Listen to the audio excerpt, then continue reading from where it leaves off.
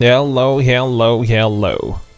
Welcome to the bespoke series for Art of Rally. We're firing it up. We're still taking screenshots every single time of the thumbnail. We're gonna keep that going for sure. Let's go with this car. I like this one here.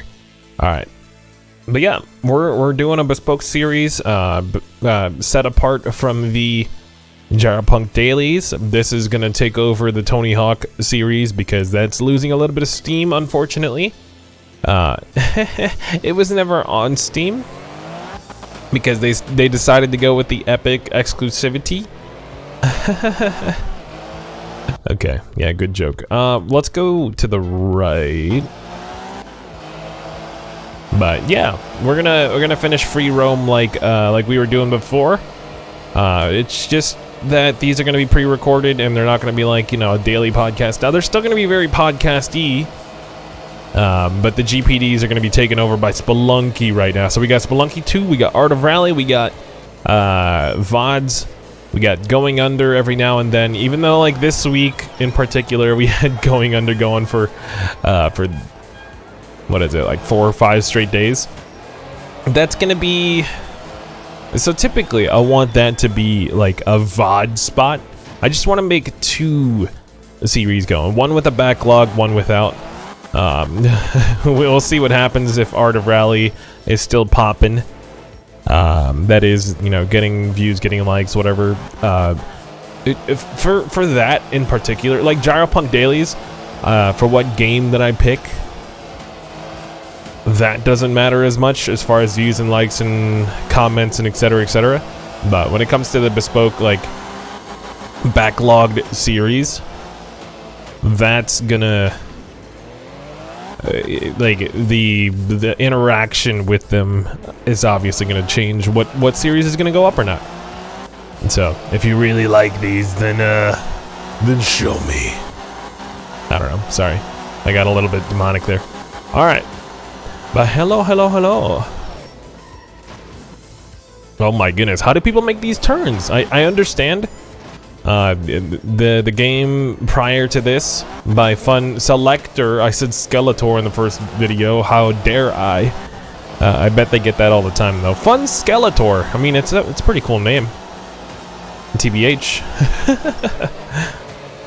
Do you? Okay, so hold on. Let me practice. I wish there was like a little bit of a.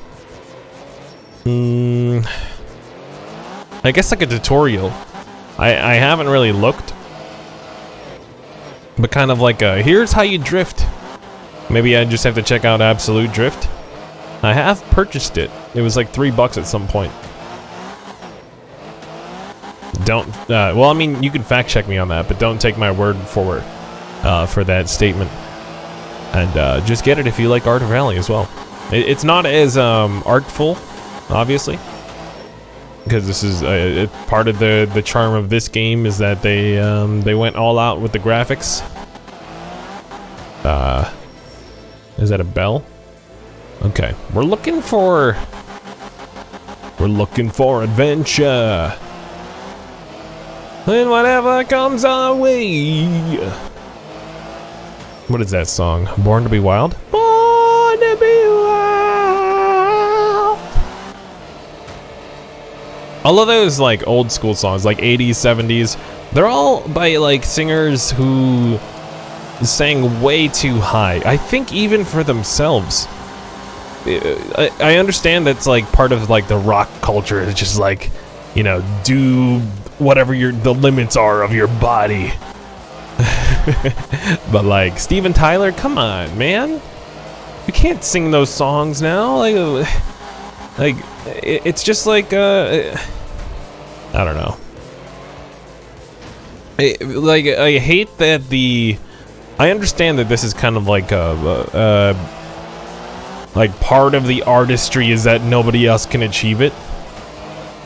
You know, just like you know, guys wearing super I guess not wearing a shirt at all and then looking like they're wearing I don't know, like their torso is a very nice shirt in and of itself because of the shapes and You know, the sizes and the texture. it's a weird way to phrase, you know, abs and pectoral muscles, but that's what you're gonna get from me. But it sucks because we can't replicate it. I'm more about like the Fray or the Strokes, pretty much any band with the Jimmy Eat World. No, see, Jimmy Eat World even sings pretty high. But you know, Jimmy Eat World singer, which the name fails to come to my head, but he's a little bit of an underrated singer, if you ask me. Like, he is up there with who's the Fall Out Boy guy? Name. Not Pete Wentz. Everyone wants to say Pete Wentz.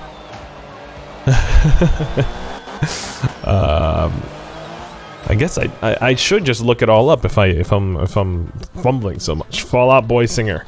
Patrick Swayze? Patrick Stumpf! There it is, Patrick Stumpf. Compared to Jimmy Eat World singer, who is Jim Adkins. Or is there a couple of them? Wait. So, hold on. So you're telling me I can remember his name just because his name is Jim and the band is Jimmy Eat World?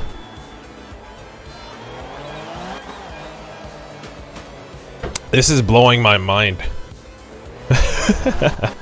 Jim Adkins. Hello! There's the Y! We just stumbled on it like it was nothing. Okay. Alright, there we go.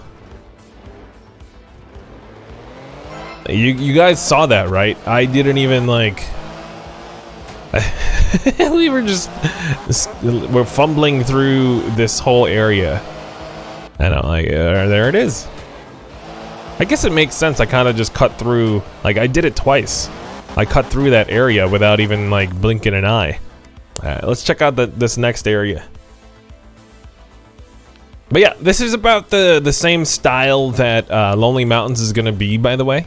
In case anyone's wondering. Oh, it's a snowy area. I want it to be bright and early, my dudes. Morning, and then we're gonna be yellow and blue. It's gonna be a mismatch in heaven.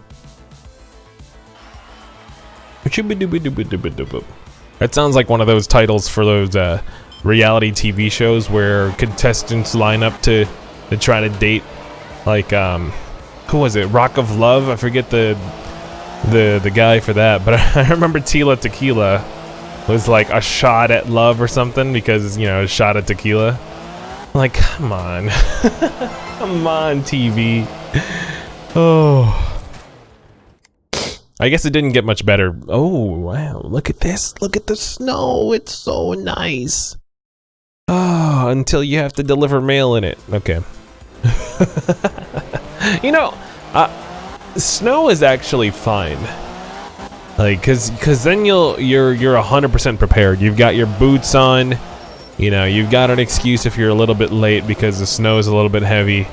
I mean, obviously, if it's like 3 weeks in and, you know, you've been walking in snow for a while, your body should be used to it at that point. You can't really use it as an excuse then. And also, like, this is kind of catering to the introvert in me, for sure. When you talk about snow, when you talk about rain as a mailman, there's no people. People are allergic to it. They want to stay home. They want to stay inside. That's why they purchased a house, so that they're not affected by the weather. Or at least they can control the temperature of which they allow themselves to be affected by. Am I putting too much sauce into the phrasing? Yeah, there's Doin's van there. Hello. Yellow. Vroom. Oh, can we push him into the water? Push him into the water, dude.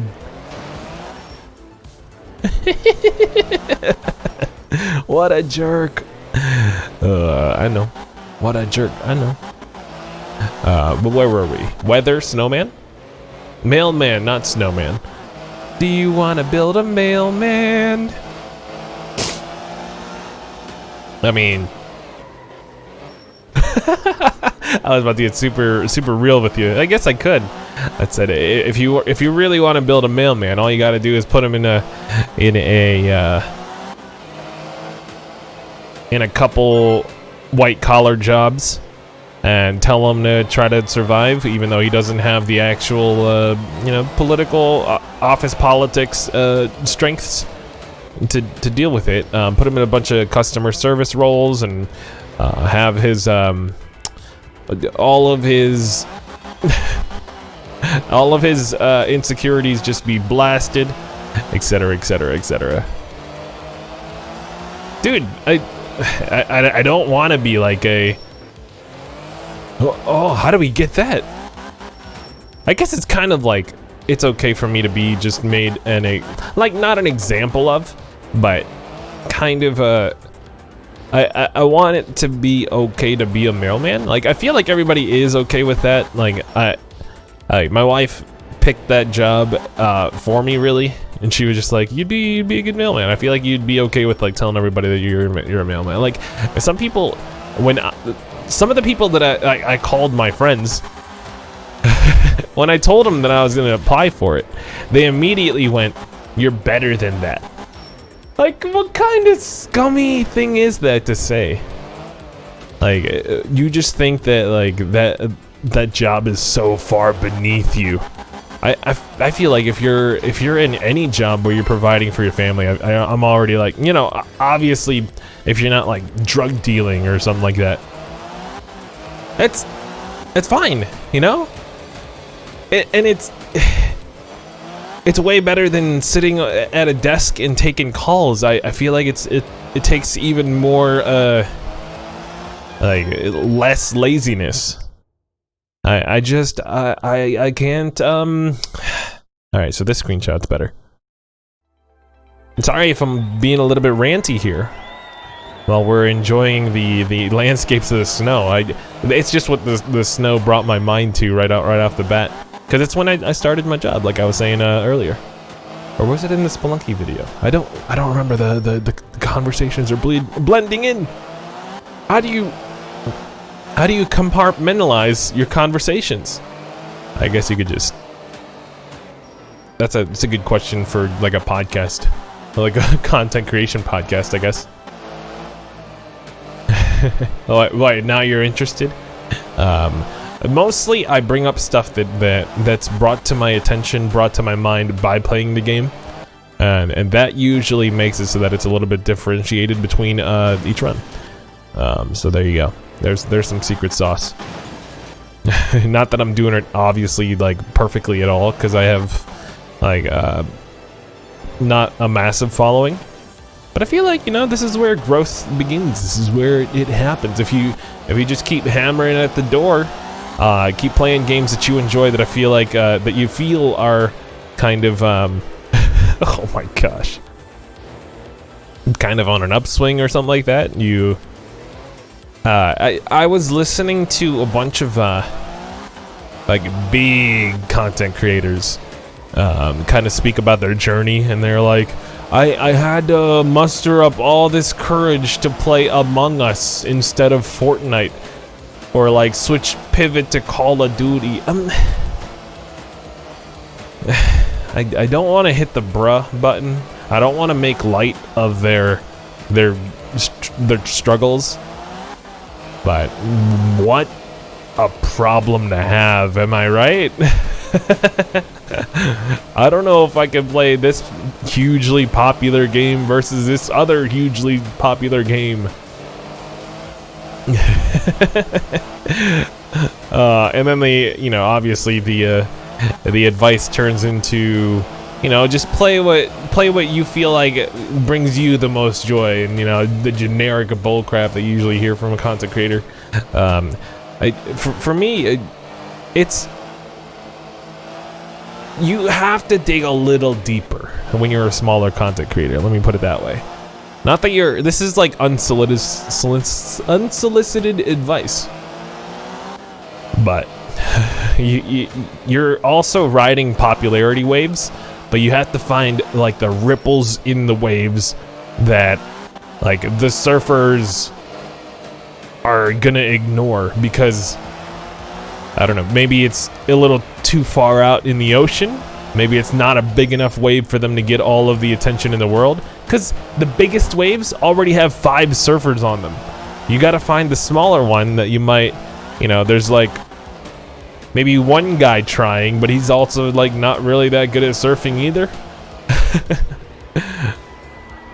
Sorry, I just watched Johnny Tsunami recently, so I got surfing on the brain. Oh. But I don't know if that makes any sense for you. But if you're a content creator, like kind of at the same level as I am, I mean maybe less, maybe more, maybe just a little bit more, maybe just a little bit less, just a little bit more. Okay, we got Ral. We just need 2 more letters, y'all. Let's go. We're making quick work of this, y'all. Let's go. I feel like my driving's gotten a little bit better, but you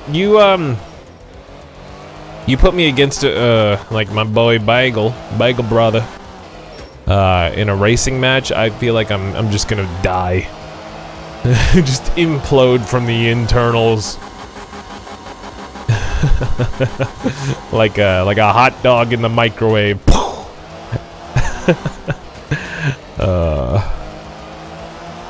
You guys ever put a hot dog in a microwave? I know it's like sacrilegious to some people, but you know, if you gotta eat, you gotta eat. And you're like, why don't you just open the grill and light it up, wait 15 minutes for it to heat up? It's like, it doesn't take 15 minutes. Look, I'm trying to exaggerate your argument so you can look like the silly straw man you are.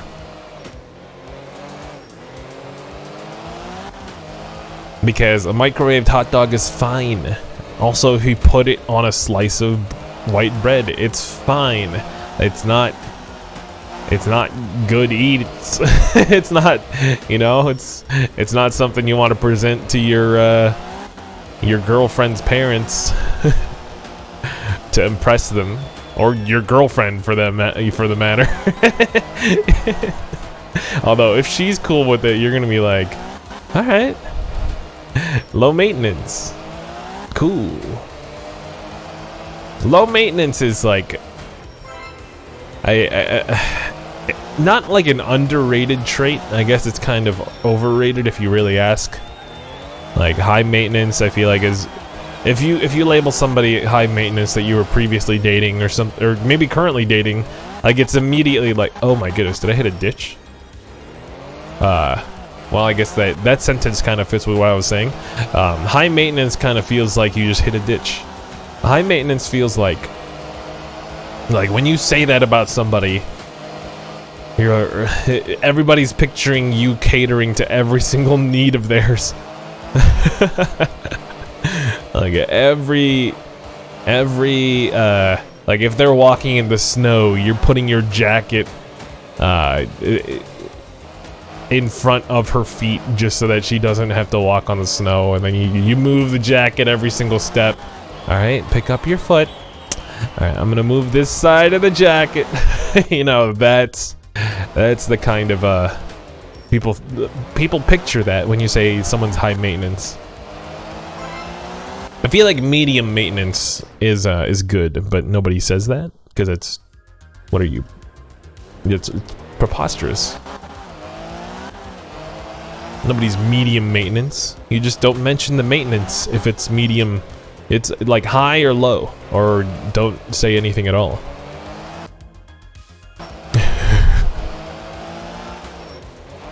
I feel like speaking of like relationships and like friendships and all that, or like maturity in general, like when I was 12,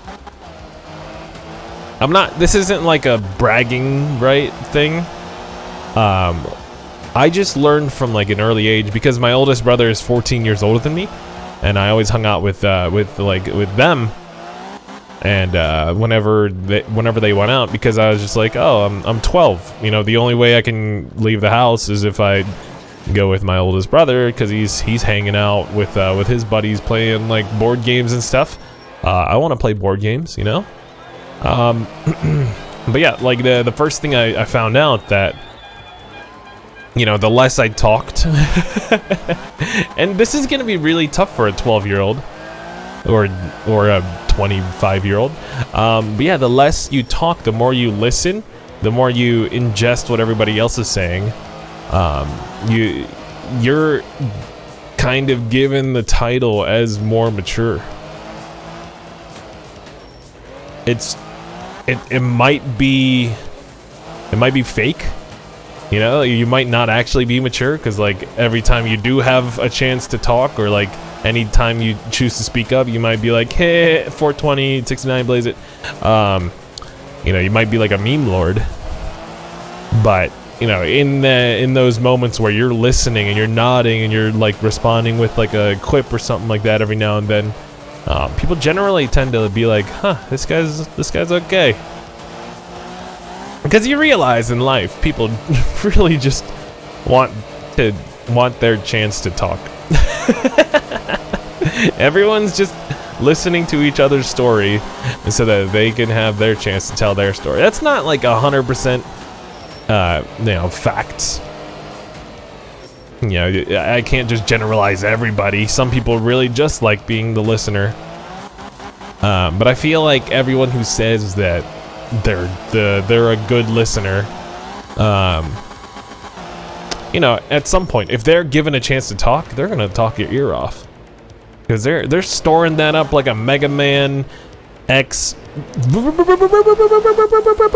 That Buster beam is gonna go haywire once it finally is able to blow. Like he's going, Kame,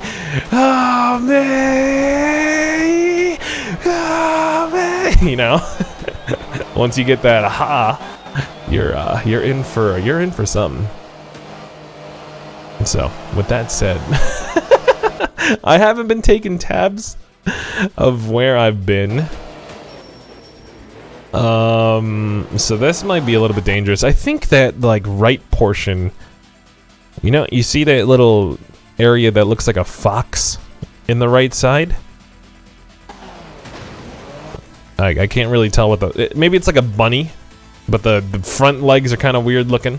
I think that part we haven't really traversed in, but I think I'm gonna call it for this one. Thank you so much for listening. You guys are awesome. Welcome to the Art of Rally podcast. Well, it's not the it's just a bespoke series for the Art of Rally, and I hope you guys are enjoying it so far. We'll catch you on the next one. I don't know why I say we. Just yeah. You've been gyro punked. I don't know. We're still working on the exit slogan. I'll catch you on the next one though. Thank you so much. Hit that like button. Hit that sub button. Follow me on twitch.tv/gyropunk, and check out all my other videos, etc., etc. We play lots of aesthetically nice games and rogues and whatever else I feel like putting up here. I'll catch you on the next one. See y'all later.